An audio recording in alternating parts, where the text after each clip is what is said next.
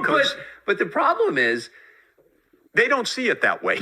but just if you're looking at this purely through the lens of like what's good for us, like U.S. interests, which Yeah. I do think is their job actually. Yes. But chaos across 11 time zones and innumerable ethnic groups and religious divisions with 6,000 nuclear warheads, that's really a threat to the world.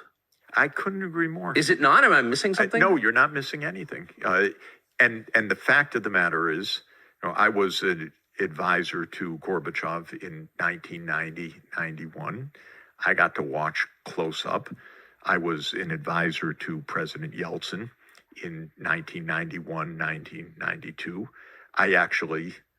It's literally true, as weird as this sounds. Well, maybe not to you. You're about the one person for whom it's not weird. I sat in the Kremlin, sitting across from Yeltsin the day the Soviet Union ended. Wow. In a really, and not even quite that day, literally. It was even more remarkable and bizarre than that. I was leading a little economics delegation to talk about the collapse of the economy that was underway. And Yeltsin came from the back of the room in one of these giant Kremlin rooms. Yes. And walked across the long room and sat down right in front of me and said, "Gentlemen, I want to tell you the Soviet Union is over."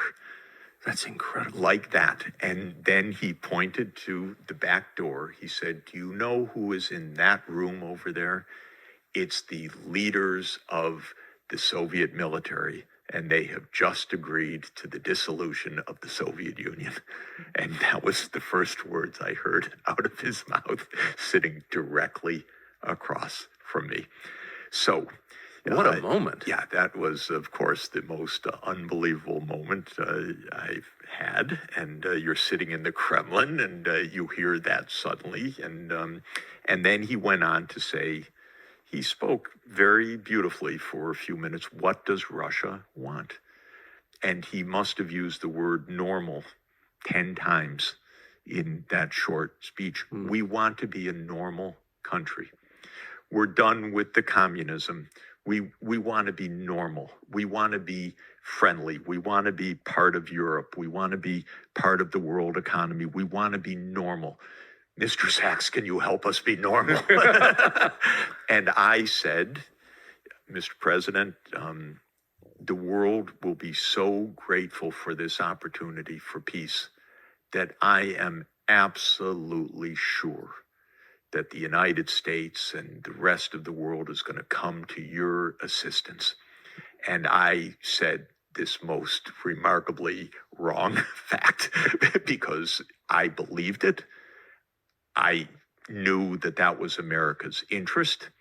I believed we would follow our interest.